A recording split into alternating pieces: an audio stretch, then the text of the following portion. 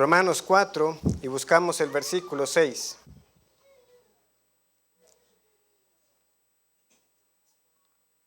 Romanos 4, 6 dice: como también David habla de la bienaventuranza del hombre a quien Dios atribuye justicia sin obras, diciendo: bienaventurados aquellos cuyas iniquidades son perdonadas y cuyos pecados son cubiertos. Bienaventurado el varón a quien el Señor no inculpa de pecado. ¿Es pues esta bienaventuranza solamente para los de la circuncisión o también para los de la incircuncisión? No crean, el ejemplo que daba el pastor Eduardo en la mañana, a veces a mí me cruzaba por la cabeza, de lo que sería un día una lectura que trajera tal convicción que yo realmente como pastor pudiera decir: nos podemos retirar.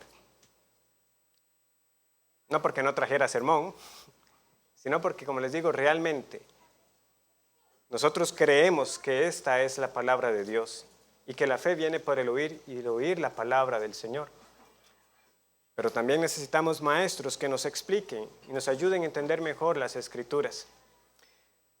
Pero como resultado de estudiar las Escrituras, el gran peligro que nosotros corremos es que empecemos a ver los diversos temas tan ricos que tenemos en la palabra de Dios simplemente como asuntos académicos.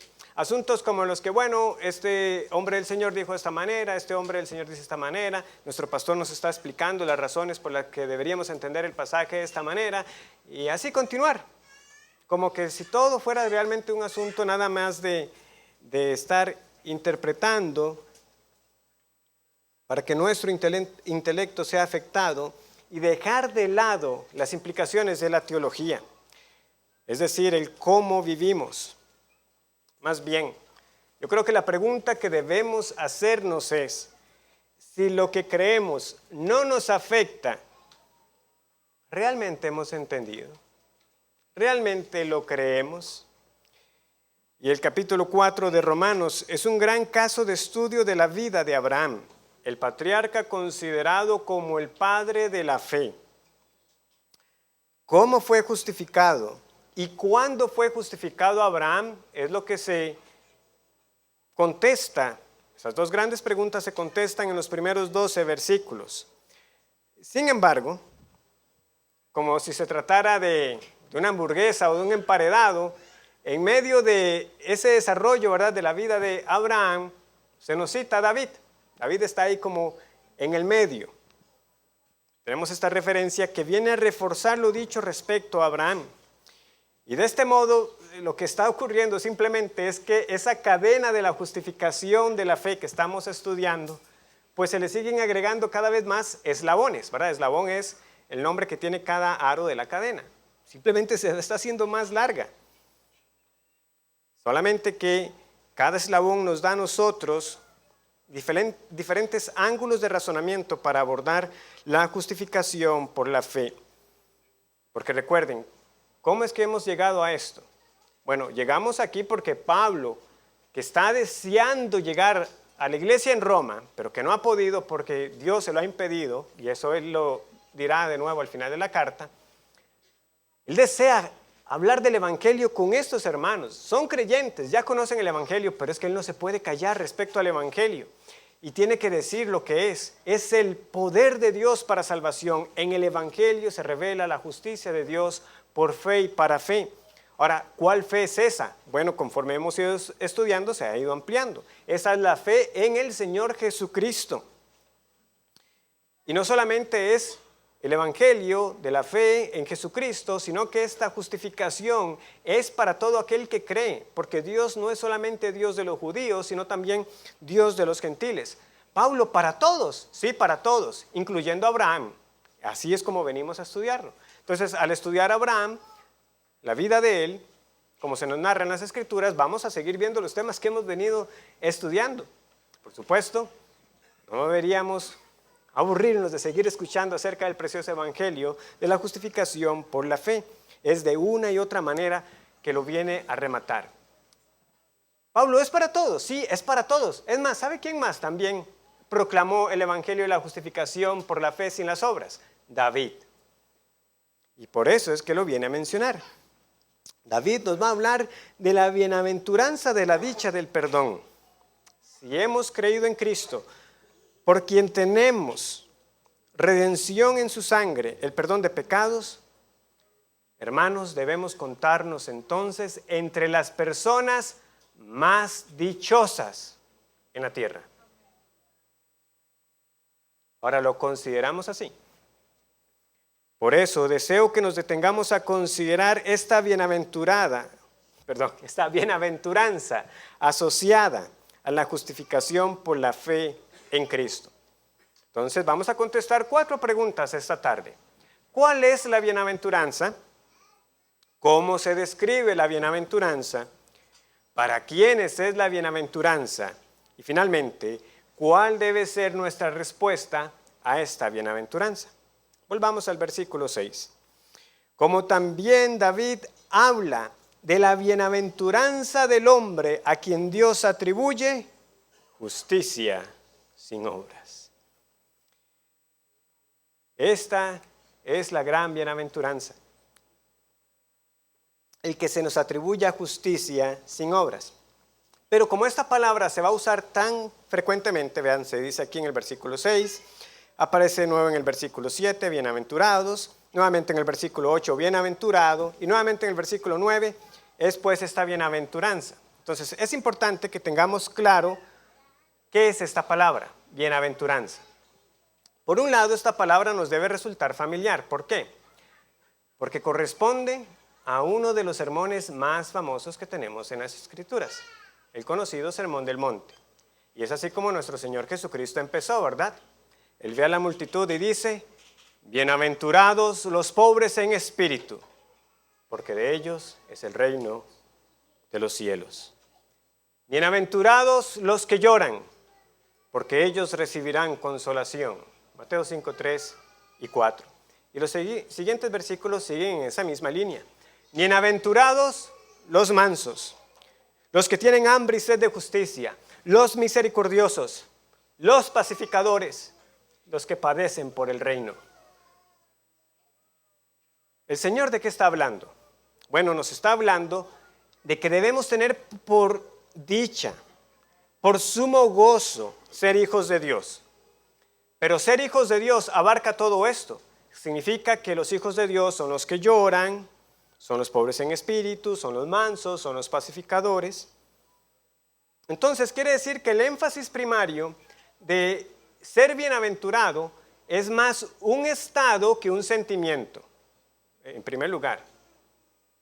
El énfasis primario es más un estado que cómo nos sintamos.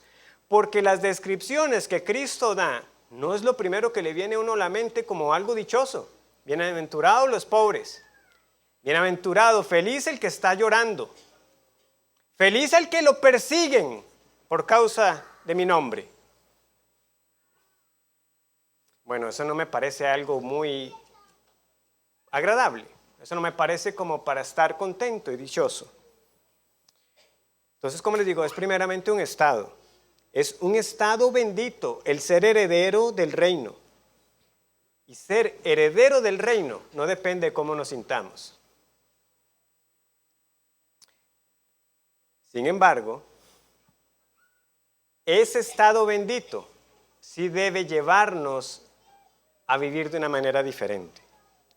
Porque cuando consideramos la bendición de ser llamados hijos de Dios, cuando consideramos la bendición de que veremos a Dios, de que heredaremos la tierra, de que el reino de los cielos es nuestro, entonces en verdad podemos ser felices, gozosos y dichosos en medio de la adversidad y la tribulación, porque eso fue lo que nos dijo el Señor. Vea que Él nos ha dicho, bienaventurados los pobres, los que lloran, los mansos, los pacificadores, los que padecen, y al final que nos dice, gozaos y alegraos, porque vuestro galardón es grande en los cielos. Entonces, es un estado, es una condición, pero que sí luego tiene que impactar cómo vivimos, porque sí nos da razones para experimentar gozo verdadero en esta tierra, en este mundo temporal. Y esa misma idea la podemos trasladar sin problema a Romanos capítulo 4. ¿Cuál es la bienaventuranza? ¿Cuál es nuestra dicha? ¿Cuál es el estado bendito? Hermanos y amigos, es la bendición de ser uno a quien Dios atribuye justicia sin obras. Y esa es la razón por la que Pablo conecta a David con Abraham. Él sigue siendo el centro de atención, Abraham. Pero al citar a David, Pablo lo que está haciendo es, vean, esta verdad está en todas partes. No importa a quién consideremos, los santos del Antiguo Testamento fueron salvos por la fe. Y por la fe en el Señor Jesucristo. Y todos ellos experimentaron la dicha y el consuelo de saberse perdonados, sabiendo que no había sido por sus obras, sino por la bendita y rica misericordia de Dios. Lo fue en el caso del gran patriarca y lo fue también en el caso del gran rey de Israel, de cuyo linaje vino Cristo, porque así es como empieza también Pablo su carta. Yo proclamo el evangelio. He sido apartado para el evangelio de Dios, el cual es acerca de su Hijo, el cual es, según la carne, del linaje de David. No, David fue una figura importante. Vean que de ese linaje, de esa familia en específica, de la tribu de Judá, de la familia de David, vino el Salvador. Y sin embargo, David no fue salvado por el simple hecho de ser el tatarabuelo de Jesucristo. Él fue salvo por la fe. Y cuanto más cuando consideramos su vida con detenimiento. No por obras, sino que él también creyó a Dios y le fue contado por justicia. Entonces, ¿cómo sabemos que fue así? Por la manera en que David describe esta bienaventuranza. Ahora, de los salmos penitenciales, un salmo penitencial es aquel donde se ve al salmista, ¿verdad?, confesando sus pecados. Pablo ha escogido el Salmo 32, en el cual no leemos la palabra justificación.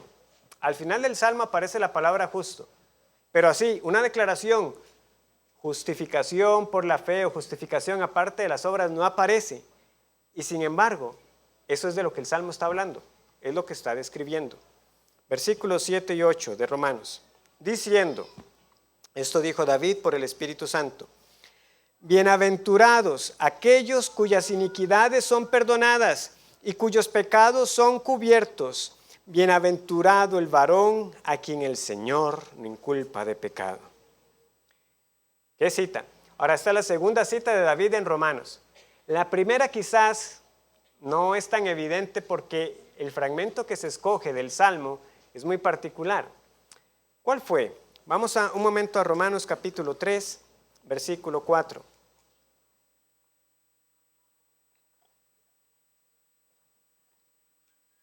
De ninguna manera, antes bien sea Dios veraz y todo hombre mentiroso, como está escrito, para que seas justificado en tus palabras y venzas cuando fueres juzgado. Ese es el salmo que se está citando. ¿Y cuál salmo es? Es el Salmo 51. Ese salmo también es sumamente conocido. Es otro salmo penitencial. Contra ti, solo he pecado. Eso es lo que dice David. Y he hecho lo malo delante de tus ojos. Esa es la primera parte, pero Pablo lo que está citando es la segunda parte del versículo. ¿Verdad? Contra ti, solo he pecado, pero sin embargo, luego dices la segunda parte, para que seas justificado en tus palabras y venzas cuando fueres juzgado. ¿De quién está hablando David? De Dios. ¿Qué es lo que está diciendo el rey de Israel? Él está diciendo, antes que mi propia honra, antes que mi propia dignidad, antes que siquiera se insinúe que mi Dios es injusto y que mi Dios es mentiroso, yo confieso mi pecado. Yo soy el pecador, mi Dios es justo y puro. Por eso Pablo puede decir, antes bien sea Dios veraz y todo hombre mentiroso. Pero así como David reconoció su pecado en el Salmo 51, también lo hace en el Salmo 32, que ahora se nos está citando en este capítulo. Este salmo es titulado en algunas Biblias, La dicha del perdón. Y vamos a buscarlo directamente. Vamos a ir al Salmo 32.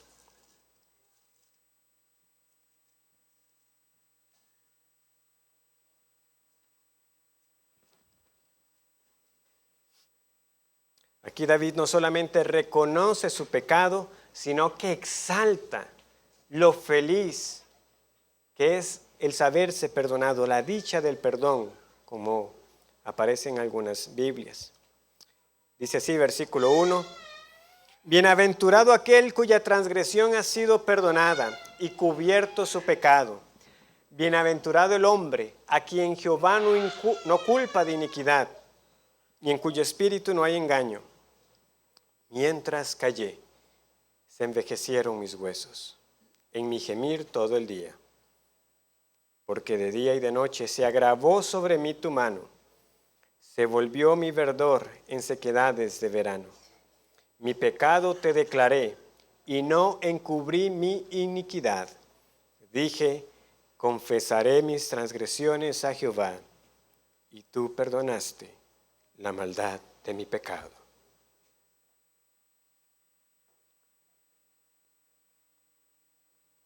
La Biblia nos cuenta muchos pecados de David. Sin embargo, en comparación a lo que se nos narra de su vida, los pecados que tenemos en 2 de Samuel 11 y 12 no tienen, ¿verdad?, como punto de comparación. A veces hablamos del pecado de David, porque sin duda este es el que primero a veces viene a nuestras mentes. Todo lo que sucedió cuando él, en lugar de ir a la batalla con los demás reyes, prefirió quedarse en su palacio. Y ahí, en una tarde de ocio, vio a una mujer hermosa bañarse. La codició en su corazón, adulteró con ella. Betsabé quedó embarazada y tratando de ocultar el evento, llama a su esposo Urías. Trata de convencerlo de que pase la noche con ella, para de esta manera al menos sembrar la interrogante. Habrá sido entonces en la noche que estuvo su marido con ella. Pero Urías no accede. Él le está sirviendo a su rey. David entonces envía la carta con el plan maligno para matarlo en manos del propio Urías. ¿Quién se la entrega? A Joab. Urías es vencido en la batalla. David toma a Betsabé por mujer y se queda como si nada hubiera ocurrido. Finaliza el capítulo diciéndonos, mas lo que hizo David fue desagradable a los ojos de Jehová. Es cierto que el Salmo 32 no nos dice explícitamente, como sí lo hace el Salmo 51, que este salmo esté vinculado con esos eventos, pero sin duda las descripciones que tenemos aquí encajan muy bien, porque, como les digo, hay más pecados en la vida de David, pero vemos también a este hombre confesarlos con mucha más prontitud que en la ocasión cuando pecó tan gravemente con el Señor. Porque pasaron algunos meses, mientras ese embarazo seguía avanzando y David no confesaba su pecado. Y entonces aquí nos cuenta lo que él experimentó. En su cuerpo sentía las consecuencias de no confesar. Y vean el contraste. En un momento, él dice, mientras callé, por un lado él guardaba silencio, pero por otro lado estaba gimiendo de día y de noche. Por otro lado, pretendía que nada ocurría, pero por el otro, él sabía que se estaba secando. Él se estaba marchitando como esas plantas a las que usted se les olvidó regar. Poco a poco se la ve marchitarse, deteriorarse. Sus huesos se estaban secando. Su verdor se convirtió en sequedades de verano. La conciencia le acusaba y a la vez se resistía en reconocer abiertamente su pecado. El punto de quiebre en la vida de este hombre ocurre cuando Dios le envía al profeta Natán. Y Natán llega a contarle una parábola acerca de un hombre que tenía una corderita a la cual amaba mucho. Ahora quiero que busquen conmigo el segundo libro de Samuel, capítulo 12, para que leamos un poco la reacción de David.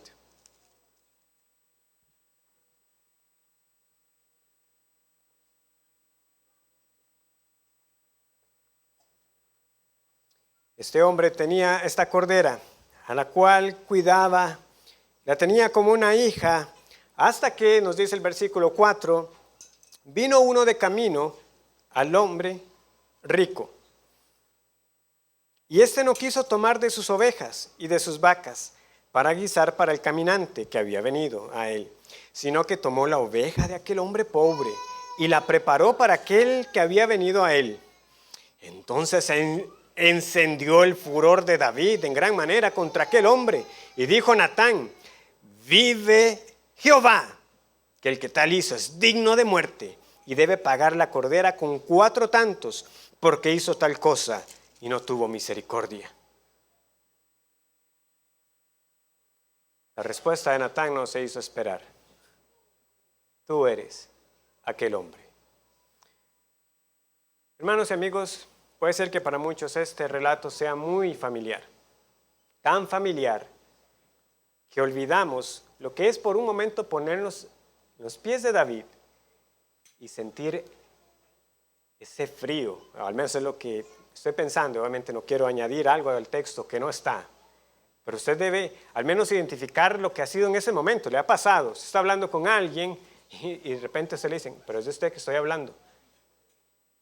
Congelado, petrificado. Tú eres aquel hombre.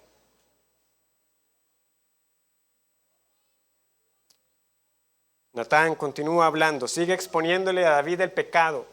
Cómo menospreció la palabra de Jehová, cómo menospreció las muchas bondades de Dios, todo lo que le había dado. Él era el menor de los hijos de su padre. Dios lo había hecho rey de su pueblo. Y te hubiera podido dar más, David. David admite su pecado. Versículo 13. Entonces dijo David a Natán: pequé contra Jehová. Y hermanos y amigos, aquí viene una de las respuestas más asombrosas del Antiguo Testamento.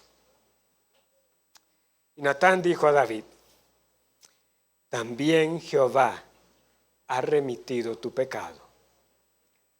No morirás. ¡Perdonado! David ha sido perdonado. ¿No le asombra? A mí todavía me sigue asombrando. Todo lo que ese hombre hizo. Porque ahí sí somos nosotros rápidos para juzgar. Oh, qué bárbaro David, todo lo que pecó contra el Señor. Más debería sorprendernos que el Señor a través del profeta le diga: no morirás, he remitido tu pecado. Con esa respuesta, entonces ahora puede entender el Salmo 32 mejor. Dichosos, felices a los que Dios no inculpa de pecado, porque claramente David sabía muy bien lo que era eso. Digno de muerte, de condenación, y Dios te proclama inocente. Bienaventurados los hombres a los que Dios atribuye justicia sin obras. ¿Qué hizo David para obtener el perdón? ¿Qué hizo? Nada, nada. Cada creyente sabe que era un pecador que merecía la condenación. Pero admitir el pecado en sí mismo no nos salva. Sí, David confesó, pero confesar el pecado en sí mismo nos salva. Los bienaventurados no son los que hacen buenas obras, sino que David pronuncia una bendición sobre los pecadores contritos, aquellos cuyas transgresiones no les han sido puestas en cuenta. David entonces exclama: cuán glorioso es que Dios justifique al pecador, que lo estime justo siendo impío. De nuevo, no lo dice con esas palabras exactas, pero es lo que nos está describiendo. Ese es el Macarios. Macarios es bienaventurado. ¿Quién es el Macarios? ¿Quién es el bendito? Aquel cuyas iniquidades son perdonadas, aquel cuyos pecados son cubiertos, aquel a quien el Señor no inculpa de pecado. David no está hablando de otra cosa más que de la justificación, ser declarado inocente, no por obras, sino por la fe. Y todas estas frases están prácticamente describiendo una misma verdad. Simplemente que debido al paralelismo hebreo, cada una nos da un matiz un poco diferente. Primero el perdón.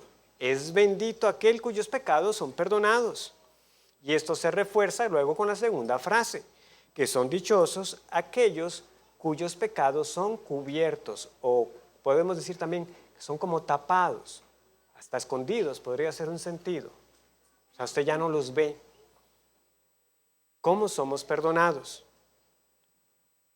¿Qué fue necesario para cubrir nuestros pecados?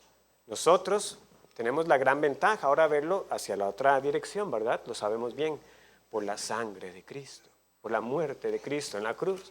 David lo vio en sombras. David entendió que su redención requería un acto de parte de Dios mismo, que Dios mismo daría la provisión para pagar por sus culpas y librarlo de su esclavitud al pecado. Y finalmente, David dice que es bienaventurado aquel a quien Dios no inculpa de pecado. Ahora, para entender lo que está pasando aquí, volvamos a Romanos capítulo 4, un momento.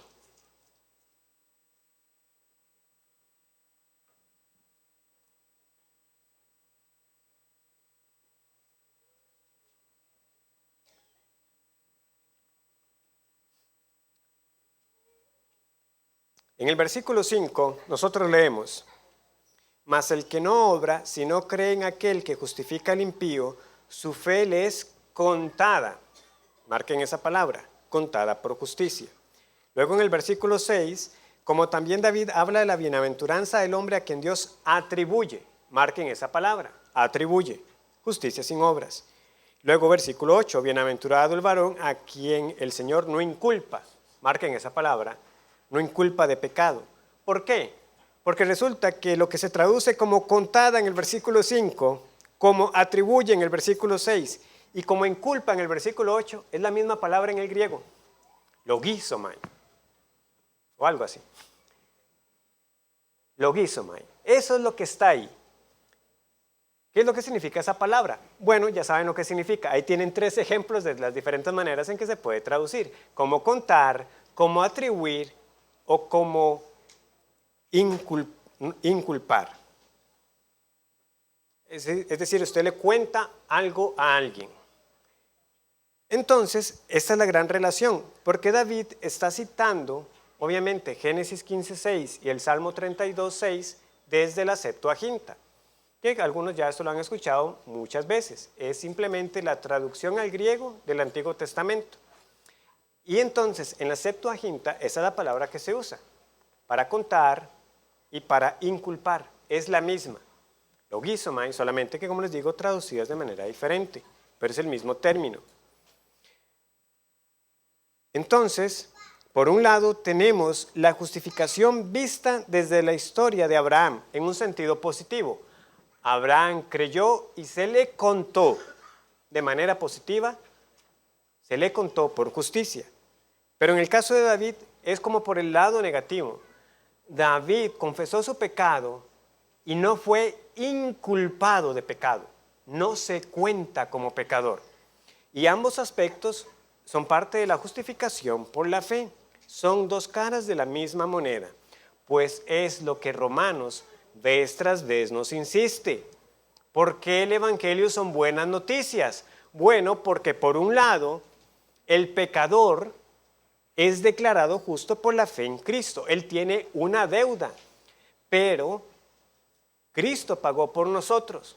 Por lo tanto, ya no somos contados como pecadores, ya no somos deudores a Dios, y la ira por nuestros pecados ya han sido apaciguados. Pero la justificación no es simplemente quedar con el saldo en 0. Eso también es otra ilustración que a veces con frecuencia se usa con la justificación. Muchos, ¿verdad?, anhelan el día, y algunos han experimentado la dicha del día en que el banco le dice su deuda está saldada. Se pagó la última, el comprobante, qué bien, deuda en 0. Ahora, qué diferente es además que el banco le dijera, bueno, su deuda está en 0 y además ahora tome este saldo a favor. ¿Cómo? Eso nunca pasa, ¿verdad? Bueno, pasa en la doctrina de la justificación. Ahí sí pasa. Qué bendito es nuestro Señor, que no simplemente nos dice, ya, no le cuento sus pecados, sino que además le cuento la justicia de mi Hijo, como si fuera suya. Tenemos, por decirlo así, un saldo a favor. La justicia perfecta de Cristo con la cual somos revestidos. Qué bendición tan grande. El pecador es perdonado, sin culpa y declarado justo, todo por gracia, no por obras, y la gloria es para Dios. Sin embargo, hay otras preguntas que podemos seguir contestando. ¿Para quiénes es la bienaventuranza? ¿Para quiénes? Porque si ustedes notan las palabras de David, David no está hablando en primera persona. No está hablando solamente de su caso. Él no dice, qué bienaventurado soy porque mi pecado ha sido perdonado. Bienaventurado soy porque mi pecado ha sido cubierto y porque Dios no me inculpa de pecado. No, él dice, bienaventurados aquellos y bienaventurado todo varón. Es bendito todo aquel a quien Dios no inculpa de pecado. ¿Con qué intención? Entonces nos muestra Pablo que él está citando estos versos en específico del Salmo 32. Lo sabemos por la pregunta que hace en el versículo 9 de Romanos 4. ¿Es pues esta bienaventuranza solamente para los de la circuncisión o también para los de la incircuncisión? Ese era el punto. David no solamente está hablando de la bienaventuranza del perdón para los hijos certificados de Abraham. No. Para los que han sido circuncidados al 8º día. No. Bienaventurados todos aquellos a los que el Señor les dice, no te cuento como pecador. No me importa si es circuncidado o no. David dice, al que Dios atribuye justicia sin obras, esa persona es dichosa, es bendita, es bienaventurada. Bendito el hombre, la persona, sea judía o gentil, anciana o joven, hombre o mujer, circunciso o incircunciso, porque la bendición de ser justificado no depende en nada en nuestra condición o en lo que hagamos. Nuevamente descansa enteramente en la rica misericordia de Dios. Si hemos creído, esta bienaventuranza es para nosotros, como lo fue para Abraham, como lo fue para David. ¿Y saben qué es lo más precioso? Que si nosotros entendemos eso así, volvamos ahora al Salmo 32. Entendiendo que el punto de David es que esta bienaventuranza es para todo aquel que cree, quiere decir que nosotros, si hemos creído, podemos hacer nuestro el Salmo 32. Continuemos leyendo el Salmo. Versículo 6, Salmo 32, 6. Por esto orará a ti todo santo en el tiempo en que pueda ser hallado. Ciertamente en la inundación de muchas aguas no llegarán estas a él. Tú eres mi refugio, me guardarás de la angustia, con cánticos de liberación me rodearás. Este es nuestro Dios, al que podemos acudir en todo tiempo. Y escuchen bien esto, al que podemos acudir en especial cuando hemos pecado contra Él. Porque eso es este salmo, confesión de pecado, se ve benditamente perdonado y puede decir, tú eres mi refugio. Tú eres mi refugio.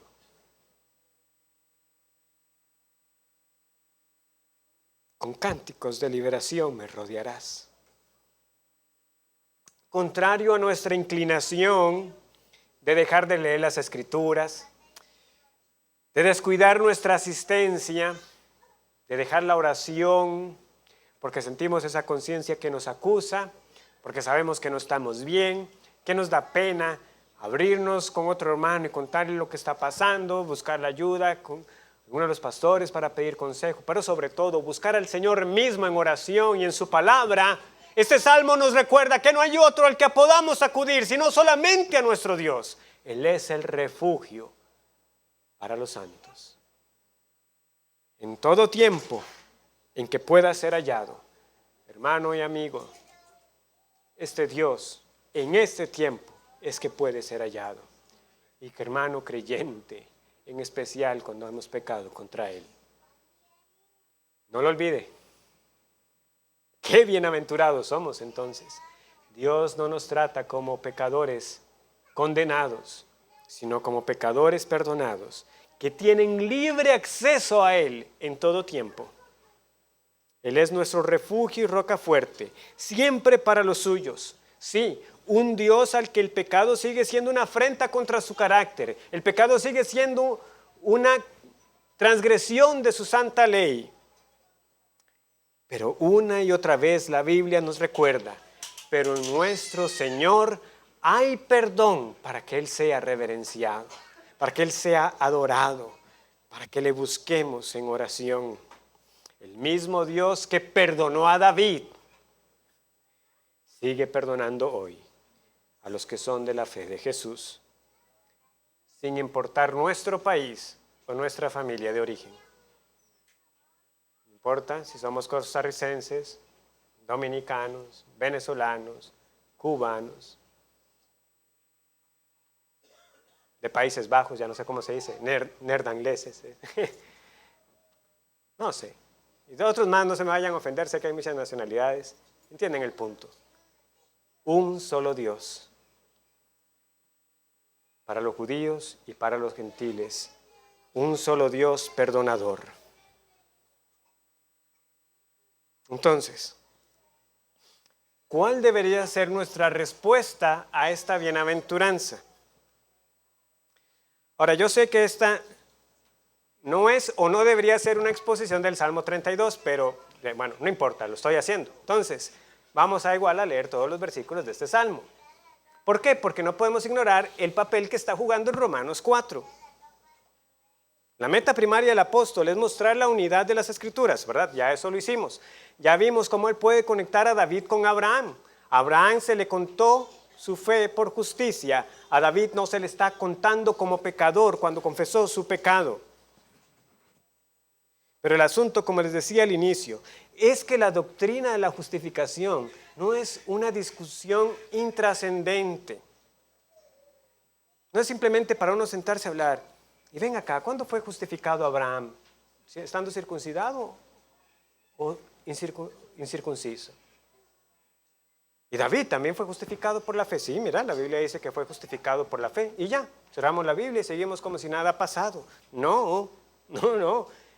Estamos aquí con el corazón mismo del Evangelio. Eso nos debería llevar a prorrumpir en alabanza, porque es así como concluye el Salmo. Vamos de nuevo al Salmo 32, versículo 8. Te haré entender y te enseñaré el camino en que debes andar. Sobre ti fijaré mis ojos. No seáis como el caballo o como el mulo sin entendimiento, que han de ser sujetados con cabestro y con freno, porque si no, no se acercan a ti. Muchos dolores habrá para el impío, mas al que espera en Jehová le rodea la misericordia. Alegraos en Jehová y gozaos justos, y cantad con júbilo todos vosotros los rectos de corazón. Hay un pequeño cambio de interlocutor en los versículos 8 y 9. Quien habla es Dios. Dios nos habla y nos dice: yo te haré entender y te enseñaré el camino en que debes andar. Sobre ti fijaré mis ojos. Nuevamente, hermanos, es pedirle al Señor que de verdad quite la venda de nuestros ojos, que despierte nuestros sentidos para leer estas palabras y no ser indiferentes. El Dios autosuficiente, el Dios soberano, el Dios supremo, trascendente, pone su mirada en ti.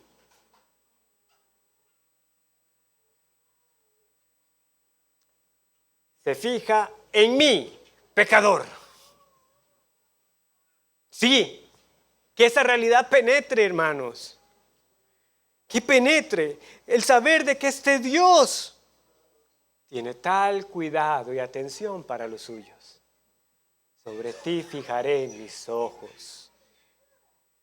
Para que nosotros dejemos la terquedad, el ser tan necios como estos animales, como el caballo, como el mulo, que eso sí hay que darles para que entiendan, que no seamos así, que realmente con sumisión, con humildad, recibamos aún el trato severo de nuestro Dios, porque David sí experimentó un trato severo de parte del Señor, tuvo consecuencias por sus pecados, pero esto no le impidió a él el ver el cuidado y la atención particular de Dios sobre su vida, para poder decir, oh Señor, enséñame el camino en que debes andar.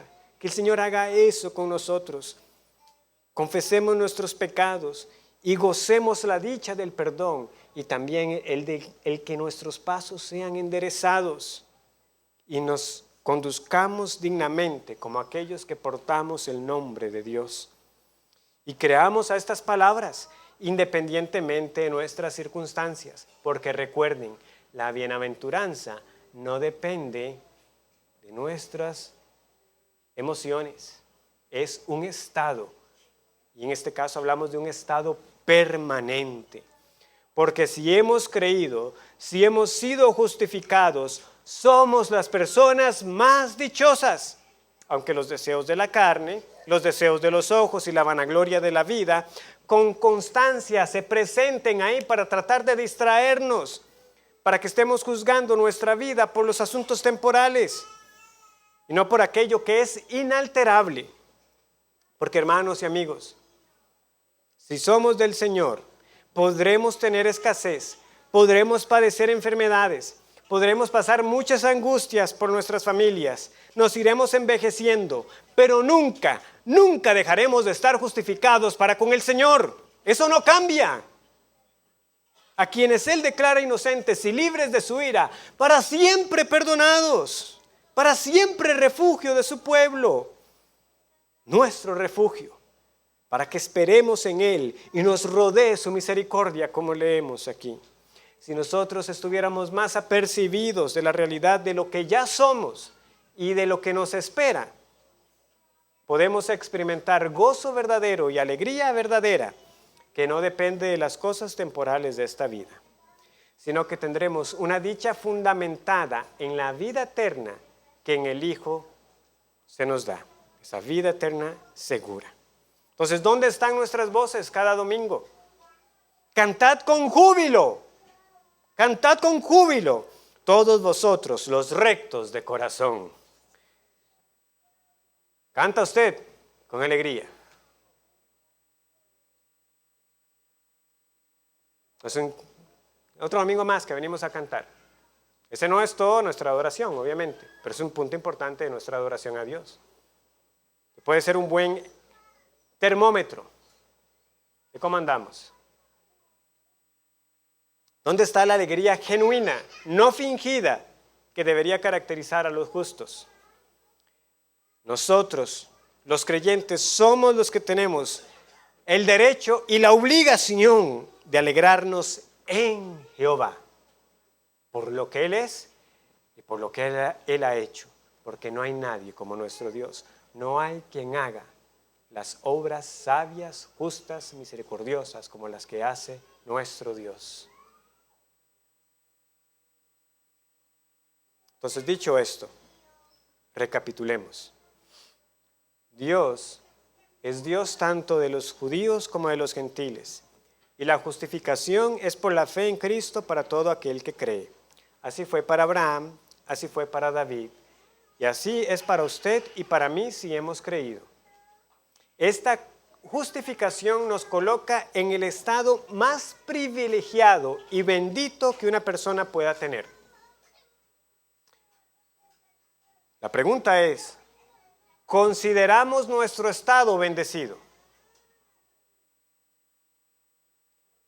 Hermano, pregúntese esto de verdad. Y váyase a la casa pensando en esta pregunta. Realmente yo estimo que para mí no hay nada mejor que estar bien con mi Dios.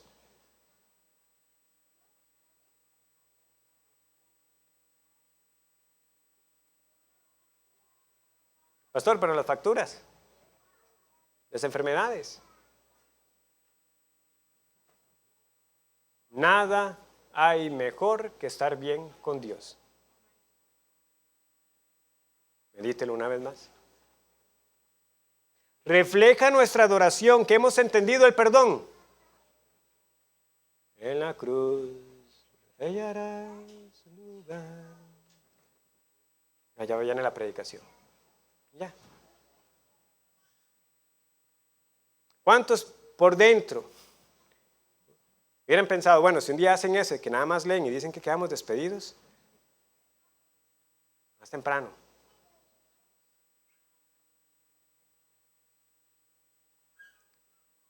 Hemos entendido el perdón. Hermano, hermana, ¿está usted en un peligroso cuadro de apatía e indiferencia? Ya me sé todas estas cosas. Se le está volviendo la adoración del domingo algo monótono, carente de vida. ¿Dónde cree que está el problema? En los pastores. Nosotros estamos muy conscientes de que es nuestro deber presentar la palabra tal como es. No hacerla entretenida, por amor al entretenimiento, pero sí nuestro mejor esfuerzo para que las personas vean que en efecto en este libro hay vida. Pero yo le puedo garantizar que el problema no está en la predicación.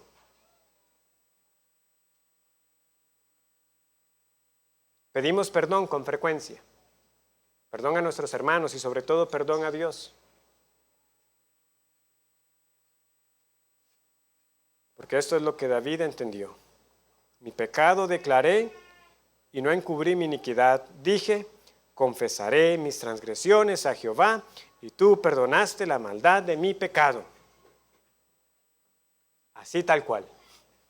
Usted confiesa sus pecados, Dios le perdona. ¿Lo cree de verdad? La cena del Señor nos provee esa oportunidad para no retrasar nuestro deber.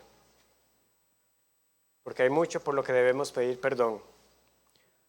Porque si usted como yo realmente ha sido confrontado con estas verdades, cuando vemos que en nuestra vida todavía hay mucha insatisfacción, mucha queja, mucho descontento, cuando más bien deberíamos pensar, soy de Dios y de Cristo, ¿qué más puedo pedir?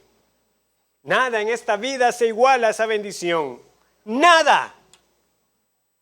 Cuanto más realmente abracemos esa verdad de corazón, usted entonces podrá venir a adorar a Dios en espíritu y en verdad. Y a vivir su vida el resto de la semana como uno que puede decirle al mundo, no hay hombre más dichoso que el hombre perdonado.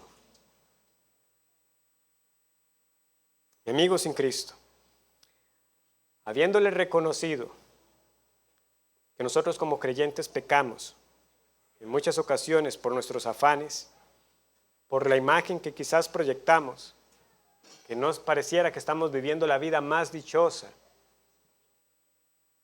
a pesar de que nos sabemos o confesamos que hemos sido perdonados, sepa en el fondo que esto se lo decimos con toda sinceridad. Nada hay mejor en esta vida que saber que Dios te ha perdonado por la fe en Cristo. Y acuda a Cristo y hallará perdón. En la cruz hay lugar y podrá cantar con nosotros todas estas letras que cantamos. ¡Cuán grande amor, tan grande amor el de Cristo para mí! ¡Qué grande amor! Pues por él salvado fui. O también como este otro hermoso himno, estoy bien con mi Dios, que nos recuerda ahí bien explícito, y los que saben la historia del himno saben las circunstancias en que fueron escritas. De paz mi alma inundada ya esté, o cúbrala un mar de aflicción, mi suerte cualquiera que sea. yo diré, estoy bien con mi Dios, estoy bien con mi Dios, estoy bien con mi Dios. Gloria a Dios. Oremos.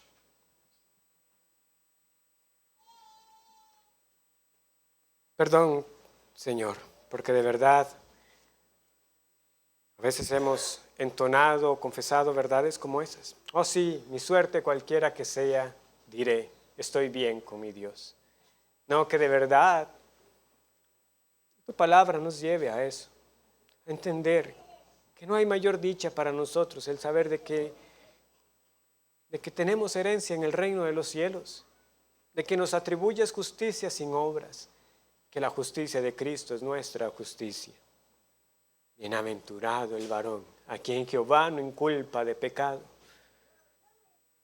Que renunciemos a toda necedad de tratar de justificarnos delante de ti aparte de Cristo. Y que llevamos realmente una vida que muestre al mundo que nada hay en esta tierra